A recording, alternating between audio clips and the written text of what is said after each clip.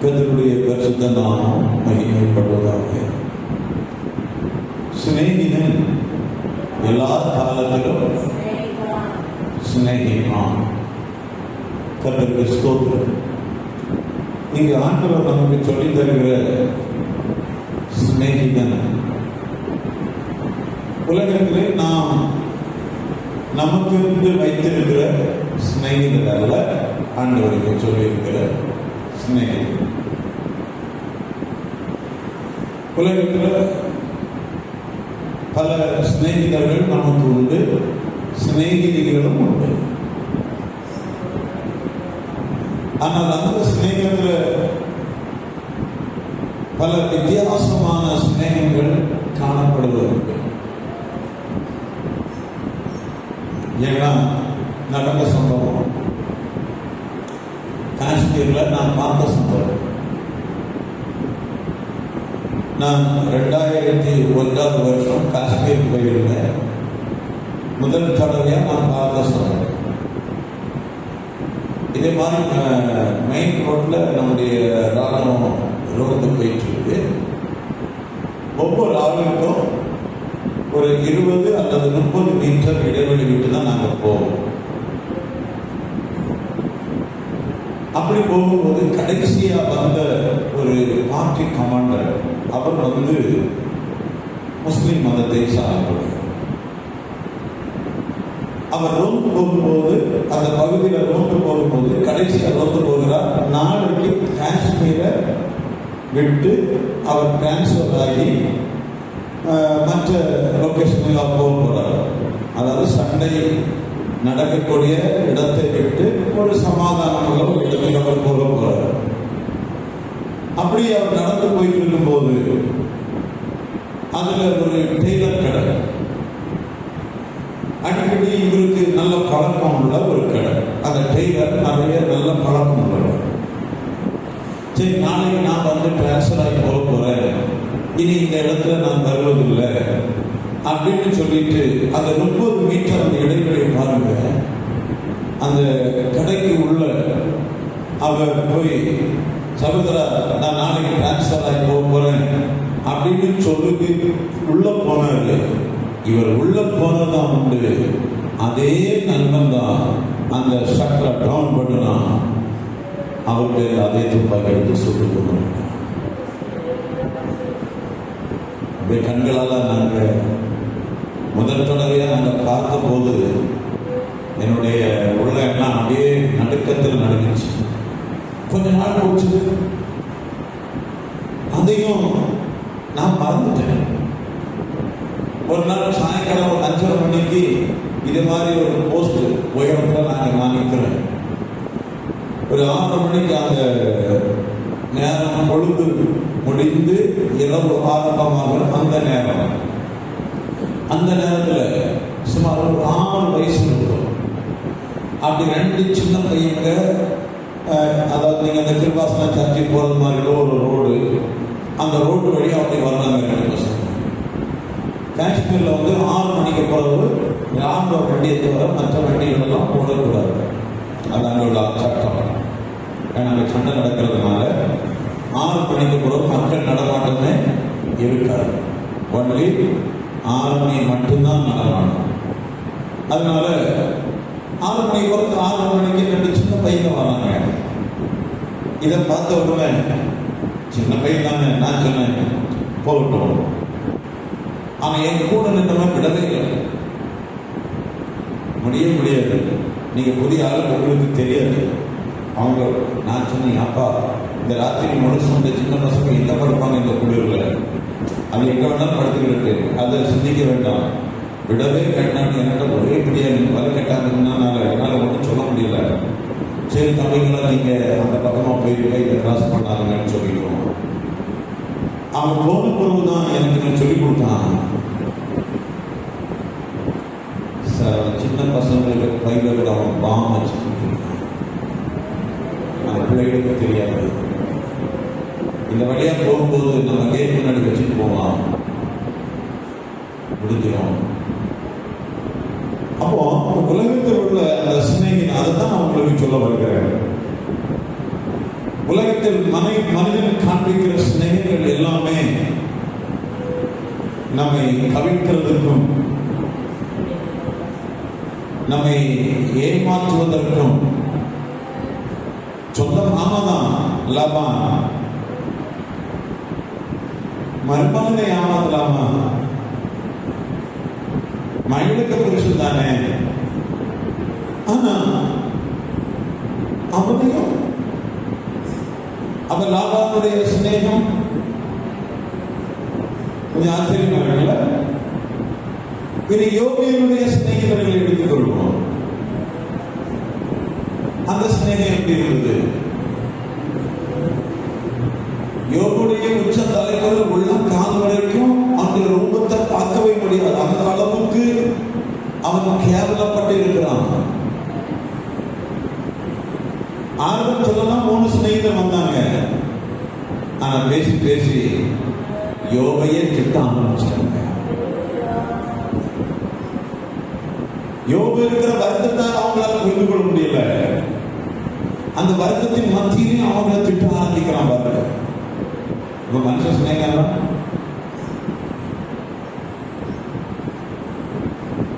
நான் ஆரம்பிக்கும் போகும்போது ரொம்ப வறுமையான நாட்கள். இந்த அப்பாவுக்கு வேலை கிடையாது, எங்களுக்கு சரியான வருமானம் இல்லை, எல்லாம் செலக்ஷன் ஆகி நிற்கிறேன். ஒரு சகோதரி வாலண்டியரா சொன்னாங்க,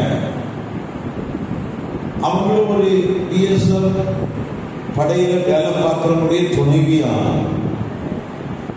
நான் உங்க மகன் போறதுக்கு முன்னாடி எனக்கு ஒரு மோதிரத்தை நான் உங்களுக்கு தருவேன்னு வாங்க பண்ணாங்க. காசு தேவைப்படுது. அந்த நேரத்தில் எங்க அம்மா கேட்ட போது இல்லை. மனித சிநேகம் எப்படி? மனித சிநேகம் எப்படி? ஆனா கர்த்தர் நமக்கு என்ன சொல்லி கொடுத்தார்? உள்ளதை உள்ளவர் என்றும் இல்லாததை இல்லாதது என்று சொல்லுங்கள், அதுக்கு மிஞ்சினது தீமையாக இருக்கும். அப்படித்தானே? ஆனா மனிதர்கள் கர்த்தருடைய வார்த்தையை சிந்திக்கிறது இல்லை. அதனால துணிகரமா சில காரியங்கள் அவங்க செய்யணும். சுருக்கமா நான் உங்களுக்கு சொல்ல வந்த காரியம், மனித சிநேகம் பல கோணங்களிலே நம்ம ஏமாற்றுகிறது, நம்மை வஞ்சிக்கிறது, நம்ம கொடியில போட்டு விடுது. அதனாலதான் தேவனுடைய வார்த்தை நமக்கு சொல்லக்கூடிய அந்த சிநேகிதம், அது தேவனுடைய சிநேகத்தை சொல்லுகிறது. சிநேகிதன் எல்லா காலத்திலும், நல்ல காலங்களா இருந்தாலும் சரி, நீ துயரமான காலத்திலே வாழ்கிற நிலவரத்திலும் சரி, சிநேகிதன் எல்லா காலத்திலும் என்ன செய்வானா? சிநேகிப்பான். அப்படி சிநேகிக்கிறது யார்? இதைத்தான் நாம் அறியணும். எல்லா காலத்திலும் சிநேகிக்கிற அந்த சிநேகிதன் யார்? நம்ம நிறைய நேரத்தில் நிறைய நன்மைகளை மற்றவர்களுக்கு செய்து பார்க்கிறோம். இவங்க நம்மளை நேசிக்கிறான். சந்தோஷத்தோட வீட்டுக்குள்ள வருகிறோம், மனைவி என்ன நேசிப்பார். உள்ள ஏறினாலே, வீட்டுக்குள்ள கால் வச்சாலே சோழி முடியுது. ஐயா என் புருஷன் வாரது, வெளிநாட்டு வாரது, ஒரு 2 மாசமாவது என்னை சிநேகிச்சு என் கூட இருப்பார். நேரமா பிள்ளை தூர தேசத்திலிருந்து வருகிறான். நான் என் பிள்ளைக்காக நிறைய தியாகம் பண்ணினேன், படிக்க வச்சேன், இவ்வளவு உயர்வு கொடுத்தேன், என் சரீரத்திலிருந்து அத்தனை பலத்தை இந்த பிள்ளைக்காக நான் கொடுத்தேன். ஆனா அந்த பிள்ளையும் என்னை நேசிக்கல. நான் வேலை செய்கிற இடத்திலே சிலருக்கு நன்மை செய்தேன், அவங்களால என்னை நேசிப்பார்கள் என்று அவங்கள கிட்ட நான் போனேன். என்னுடைய துயரத்தை எடுத்து சொன்னேன், என்னுடைய கஷ்டத்தை எடுத்து சொன்னேன், என்னுடைய மன வேதனை, என்னுடைய பாரத்தை நான் எடுத்து சொன்னேன்.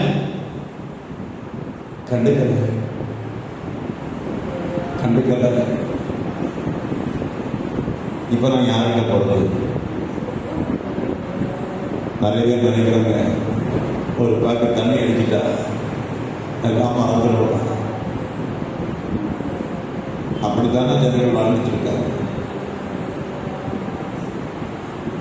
அப்படித்தானே ஏன் நம்ம ஊர்ல நடக்கலையா?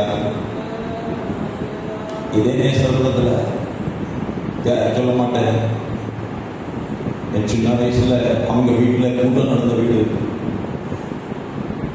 அவங்களுக்கு 2 பசங்க. களியக்காவலையில் தான் கல்யாணம் பண்ணது. எனக்கு சின்ன வயசுல களியக்காவலையில எங்க பாட்டி வீட்டில் கூட்டம் நடக்கும்போது அந்த குடும்பம் எல்லாம் வந்துட்டு இருக்கு, கூட்டத்துக்கு வந்துட்டு இருக்கு.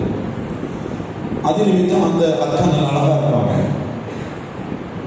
அதனால இங்க உள்ள இந்த அம்மாவுடைய மகளுடைய எங்க சர்ச்சில் ஊழியக்காரியா இருந்ததுனால அப்படி பேசி அந்த அக்காளுக்கு இந்த பையனை கல்யாணம் பண்ணி வச்சாங்க. பேர் மாத்திரம் சொல்றவங்களுக்கு மகளுக்கு விசாரித்தாங்க மறந்துடுவாங்க. நான் பேர் வந்து ஆல்பர்ட்.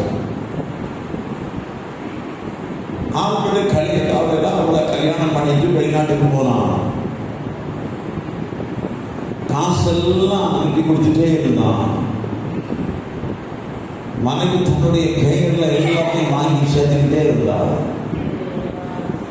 அவனுக்கு ஒரு 40 வயசான பிறகு அவன் களியக்காவலையில் வந்தப்போ அவனை ஏற்றுக்கல. பிள்ளைகளும் வளர்ந்துட்டாங்க, காலேஜில். தாய் ரொம்ப வயசு, குறைஞ்ச ஒரு 70 வயசு இருக்கும். அந்த காலகட்டத்தில் மகன் வந்து நிற்கிறான், ஒன்றும் இல்லாம. தாய் அழுகா பாருங்க, அழுக. என் பிள்ளை இவ்வளவு நாள் சம்பாதிச்சு ஒரு காசு இல்லாம வந்து நிற்கிறாங்க.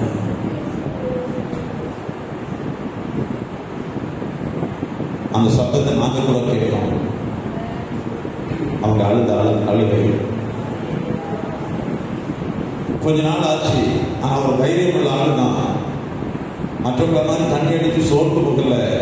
நான் பார்த்தேன் அந்த ஆளு திரும்ப இந்த ஊர்ல புத்தவரைக்கு போனாரு, காசு சேர்த்தாரு, திரும்ப வெளிநாடு போயிட்டாரு.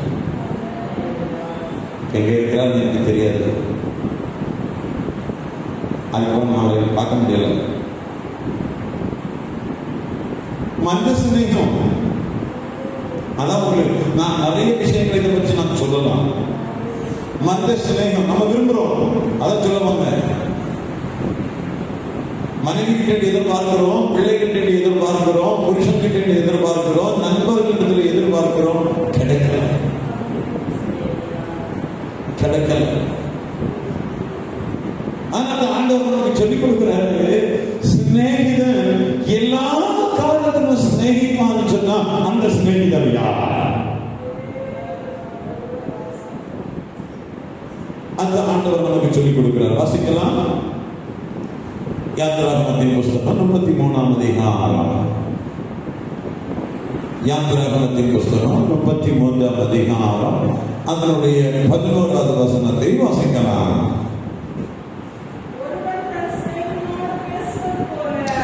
ஒருவன் தன் சிநேகிதனோடு பேசுவது போல கர்த்தர் மோசேயோடு முகமுகமாய் பேசினார். சிலர் கேட்பாங்க, என்னை பார்த்து கேட்டாங்க, நீ ஆண்டவரை பார்த்திருக்கிறீங்க? எஸ். பார்க்காத ஆண்டவரை பற்றி நான் எப்படி உங்ககிட்ட சொல்றது? அப்ப அடுத்த கேள்வி கேட்ட, ஆண்டவர் எப்படி பார்க்கிறது? அவர் சொன்னதை செய். அவர் சொன்னதை செய்துக்கிட்டா மோசேட்ட பேசுறது மாதிரி உங்ககிட்ட வந்து பேசுறது. அப்ப சத்தம் கேட்க நான் சொல்ல விளங்குதான். இப்போ பேசாத ஒரு ஆண்டவரை வந்து பேசுறாரு, நான் உங்களுக்கு பிரசங்கம் பண்ணாது போயிட்டாங்க. காட்சி தராத ஒரு ஆண்டவர் வந்து அவர் காட்சி கொடுக்கிறவர் மோசையோடு பேசினாரு, உன்னோட பேசுவார் நான் சொன்னேன்னா அது போய் தானே.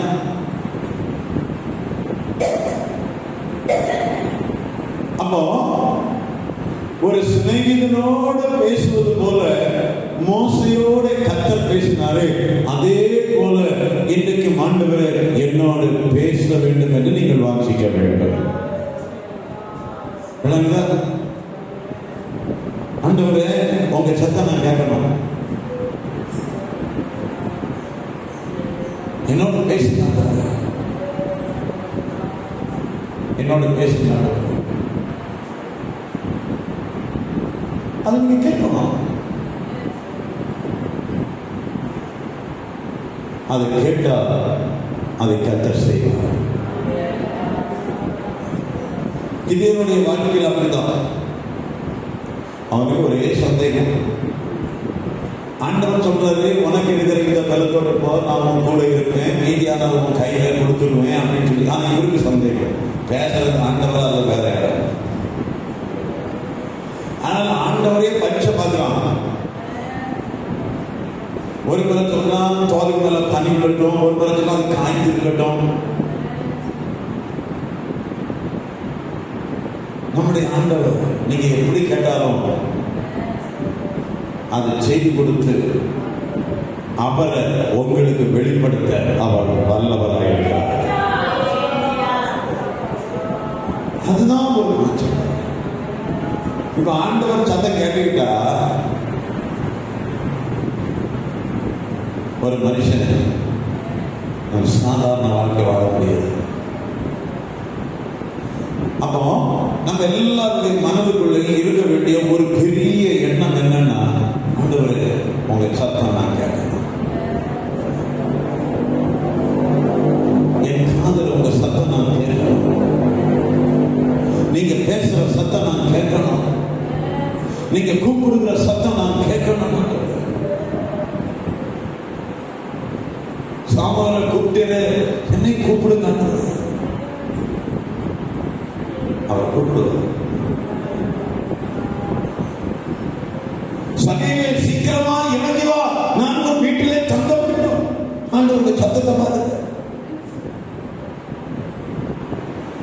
நிறைய பேர் சொல்றான், அந்த வீடா ரொம்ப மோசமான வீடு, அழுக்கு நிறைந்த வீடு, அங்க போறீங்க ஆண்டவர். ஆண்டவர் சொல்றாரு, ஆமையா நான் அங்கதான் தங்கணும், நான் அங்கதான் தங்கணும், நான் இங்கதான் தங்கணும். எவ்வளவு அருமையான சத்தம் பாருங்க. சகை நினைச்சு கூட பார்க்கல, இவரு போய் என்னையே போய் கூப்பிடுவாரா? நானே குள்ள சமுதாயத்தில் குள்ள ஒதுக்கி வைக்கப்பட்டிருக்கிறேன், யாரும் என்னை சேர்த்துக் கொள்ளல. பரிசுத்தத்துல குள்ளனா இருக்கிறேன், விசுவாசத்துல குள்ளனா இருக்கிறேன், எல்லா ஜனங்கள் மத்தியிலும் குள்ளனா இருக்கிறேன். இவங்க மத்தியில நான் இயேசுவை பார்க்க முடியுமா? முடியாது. ஒண்ணு செய்யுமா, அவர் பார்த்த வழியில் உள்ள மரத்திலேயாவது யாருன்னு பார்ப்போம். எல்லாருடைய மனநிலை அறிகிற ஆண்டவர் அதே மரத்தடியில் வந்து நின்று வேற யாரையும் கூப்பிடாம சகையை மட்டும் கூப்பிட்டால் பாருங்க, எவ்வளவு அதிகமாய் நம்மை அறிகிறார் ஆண்டவர். அந்த மனநிலை தான் நமக்குள்ள இருக்கணும். ஆண்டவரை நான் பார்க்கணும், அவங்களோட நான் பேசணும், உங்க சத்தம் நான் கேட்கணும். உலகத்துல எத்தனையோ சத்தங்கள் கேட்டு கேட்டு என் மனசு தெரியும் நாசாச்சு, என் வாழ்க்கையே நாசாச்சு. இந்த கடைசி நேரத்தில் அதாவது உங்க சத்தம் நான் கேட்கணும், என்னோட பேசும் ஆண்டவரே. ஹல்லேலூயா, ஹல்லேலூயா, ஹல்லேலூயா. அதனாலதான் அவருடைய அந்த சிநேகம் எல்லா காலத்திலும் நம்ம நேசித்துக் கொண்டே இருக்கும். எல்லா காலத்திலும் உனக்கு வியாதி வந்தாலும் சரிதான், உனக்கு பலவீனம் வந்தாலும் சரிதான், அவர் விட்டுட்டு போக மாட்டார். நிறைய பேர் நினைக்கிறாங்க ஆண்டவர் விட்டுட்டு போயிடுவார். நோ, அவர் விடவே மாட்டார். அவர் விடவே மாட்டார். 38 வருஷம் வியாதி உள்ள மனுஷனை தேடி போன ஆண்டவர் மனநிலை யோசிப்பாரு. நமக்கு 2 மாசம் பெட்டில் படுத்தாலே போதும், இவங்க என்னடா கட்டில காலி பண்ணுவாங்கன்னு யோசிப்போம். 38 வருஷமா ஒருத்தர் வியாதியோடு இருக்கிறான். அவனை தேடி இயேசுக்கிறார்.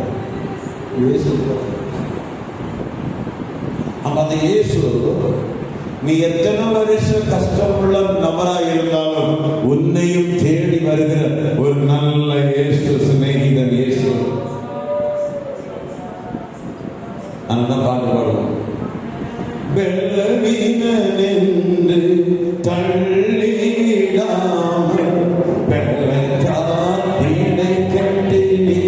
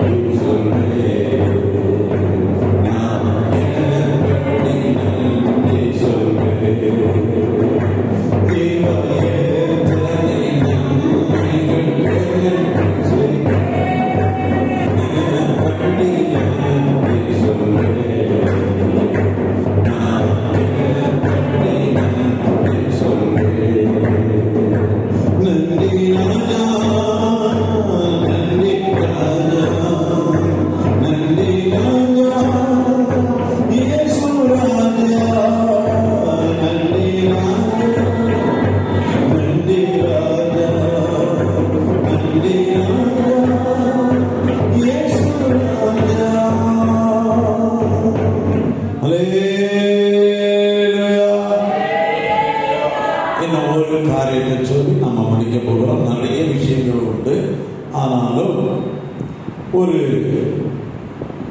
காரியத்தை நாம் கற்றுக்கொண்டு நாம் முடிக்க இருக்கிறோம். 1 சாமுவேலின் புஸ்தகம் 1ஆம் அதிகாரம் 5வது வசனத்தை வாசிக்கலாம். அன்னாளை சிநேகித்தபடியினால் அவளுக்கு இரட்டிப்பான பங்கு கொடுப்பான். கவனிங்க, கொஞ்சம் ஆச்சரியமா இருக்குல்ல? சிநேகிதன் எல்லா காலத்திலும் சிநேகிக்கிறார். சிநேகிக்கிறதுனால எத்தனை பங்கு சொல்லுங்க, எத்தனை பங்கு கொடுக்கிறாரு புருஷன்? இரட்டிப்பான பங்கு கொடுக்கிறார். நான் அமைச்சர்கள் வீட்டுக்கு போயிருந்தேன். அமைச்சர்களுக்கு நிறைய சாப்பாடு விதவிதமாலாம் கொடுத்தாங்க. ஒரு காரியம் மட்டும் எங்கள் 2 பேருக்கும் தெரியாம வச்சிருந்தாங்க. சிக்கன் பொரிச்சு வச்சிருந்தாங்க. அது அப்படியே அந்த டிஃபன் பாக்ஸோட எடுத்து நம்ம மகளுக்கு மட்டும் எடுத்து கொண்டு கொடுக்குறாங்க. எதுக்கு? சிநேகம். அமைச்சிக்கு அந்த சிநேகம். நாங்க 4 மணிக்கு 10 வரை சாப்பிடாம உட்கார்ந்து இருந்தது. அந்த சிநேகத்தினால் அமைச்சி ஒரு பங்கு ஸ்பெஷலா எடுத்து வச்சு வைக்கிறது. நாங்க பிள்ளைதான், ஆனா பிள்ளைன்னு இருக்கும்போது கொஞ்சம் கூட அவங்களுக்கு என்ன செய்வது? அந்த சிநேகம். இப்போ அண்ணாவிட புருஷன் சிநேகிக்கிறார்கள்.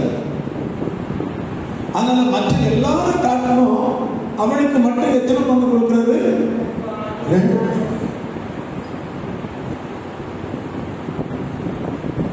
கர்த்தர் உங்களை சிநேகித்தபடினால, நம்மை சிநேகித்தபடினால நமக்கு 2 பங்கு கொடுக்கிறார். நிறைய விஷயம் இருக்கு அதுல. அந்த 2 பங்குன்னு சொல்லக்கூடியது, முதல் பங்கு இயேசுவோடு கூட இந்த பூமியில் நம்ம எல்லாரும் 1000 வருட அரசாட்சியில் ஆளுகை செய்ய போகிறோம். 2வது பங்கு இயேசுவோடு கூட நித்தியமாய் நாம் வாழ போகிறோம். இந்த 2 பங்கு சிநேகிக்கிற அவருடைய பிள்ளைகளுக்கு கற்றுக் கொடுக்கிறார். அந்த சீசர்களை பார்த்து கேட்டார், சீசர்கள் ஆண்டவரை பார்த்து கேட்டாங்க, எல்லாத்தையும் விட்டுட்டு வந்தோம் ஆண்டவரே, எங்களுக்கு என்ன கொடுப்பீங்க? நீ என்ன விட்ட? மனைவியை விட்டியா, பிள்ளைகளை விட்டியா, குடும்பத்தை விட்டாயா, வேலையை விட்டாயா, படகை விட்டாயா, வலையை விட்டாயா? நீ எதை விட்ட இயேசுக்காக? உனக்கு 2 பங்கு. இம்மையில எல்லாத்தையும் கொடுத்துக்கிட்டு மறுமையில நித்திய ஜீவனை கொடுக்கிறார். 2 மடங்கு.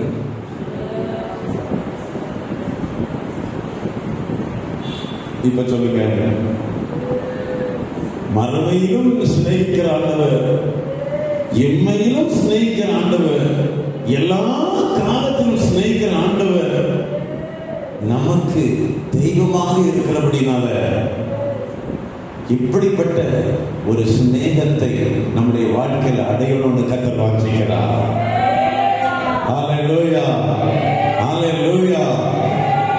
அதனாலதான் இப்படிப்பட்ட இந்த சிநேகிதருக்கு ஆண்டவர் உன்னத பாட்டின் புஸ்தகத்துல சும்மா எல்லாம் விடல, நல்ல சாப்பாடெல்லாம் கொடுத்துதான் விடுவாராம். வாசிக்கலாம். அப்புறம் சமூகத்தில் அவரை நேசித்து நீங்க வந்திருக்கிறீங்க, உங்களை அவர் சும்மா விடல. 5ஆம் அதிகாரம் 1வது வசனத்துல வாசிக்கலாம். உன்னத பாட்டின் புஸ்தகம் 5ஆம் அதிகாரம் உங்களுடைய 1வது வசனம். என் சகோதரியே, என் மணவாளியே, நான் என் தோட்டத்தில் வந்தேன், என் வெள்ளை கோலத்தையும் என் கந்த வர்க்கங்களையும் சேர்த்தேன், என் தேன் கொண்டை என் தேனோடு புசித்தேன், என் திராட்சை ரசத்தை என் பாலோடு குடித்தேன். சிநேகிதரே புசியுங்கள், பிரியமானவர்களே குடியுங்கள். அப்பா, ஆண்டவர் தருவதைக்கு தான் சொல்றார். ஏன்னா சிநேகிதருக்கு வைத்திருக்கிறார். ஏன்னா அவர் தாகம் தீர்க்கும் ஜீவனதி, அவர் தாகம் தீர்க்கும் ஜீவனதி, அவர் பூர்த்தியாய் கொடுக்கிற ஜீவ தண்ணீரை தருகிறார். என்னை விசுவாசிக்கிறவன் உள்ளத்திலிருந்து ஜீவ தண்ணீர் உள்ள நதிகள் ஓடும் என்று இயேசு சொன்னார். நதிகள் ஓடும். நம்ம பூர்த்தியாய் குடிக்கிறோம், நம்ம பூர்த்தியாய் குடிக்கிறோம்.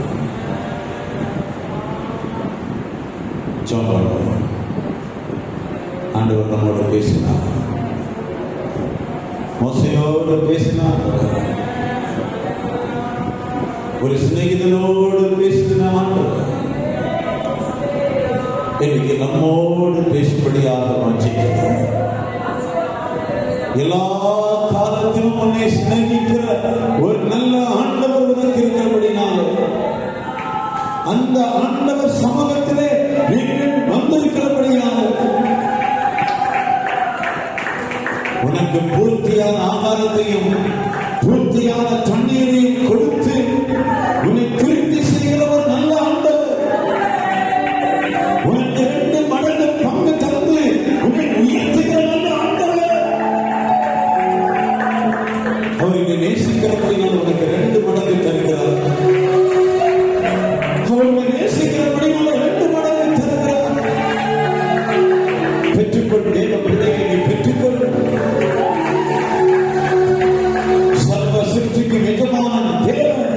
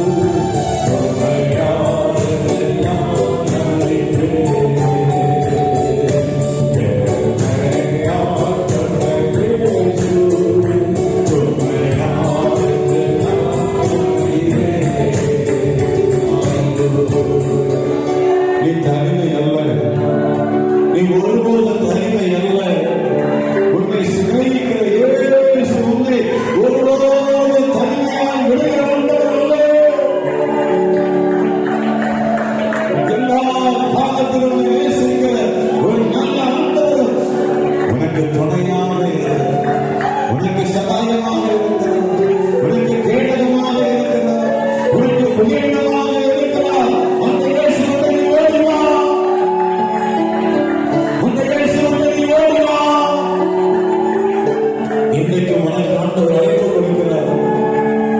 நீயே தனிமையாக அழுது புலம்பி அடுத்தவருக்கு பாரம் சுமந்து கண்ணீரோடு காணப்படுகிறார். இன்றைக்கு நீ இயேசுவை ஓடலாம். எல்லா காலத்திலும் நேசிக்கிற ஒரு நல்ல ஆண்டவர் உனக்கு துணை செய்யும்படியாக காத்துக் கொண்டிருக்கிறார்.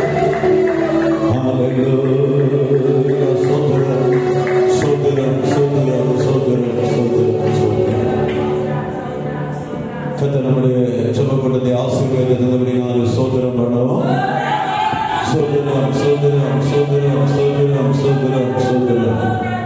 நாளை பரிசுத்த ஆராதனை கர்த்தர் ஆசீர்வதித்து தர வேண்டும். அதற்காக ஸ்தோத்திரம் பண்ணுவோம். சோதரம் சோதரம் சோதரம் சோதரம் சோதரம். விசுவாசிகள் எல்லாரையும் கர்த்தர் கொண்டு வர வேண்டும். இந்த ஆலயத்துக்குள்ளே இந்த ஊரில் இருக்கிற எல்லா மக்களும் வர வேண்டும். எல்லாரும் இந்த நல்ல அருமையான வார்த்தைகளை கேட்டு ஆண்டவர் பக்கமாய் வர வேண்டும். அதற்காக ஸ்தோத்திரம்.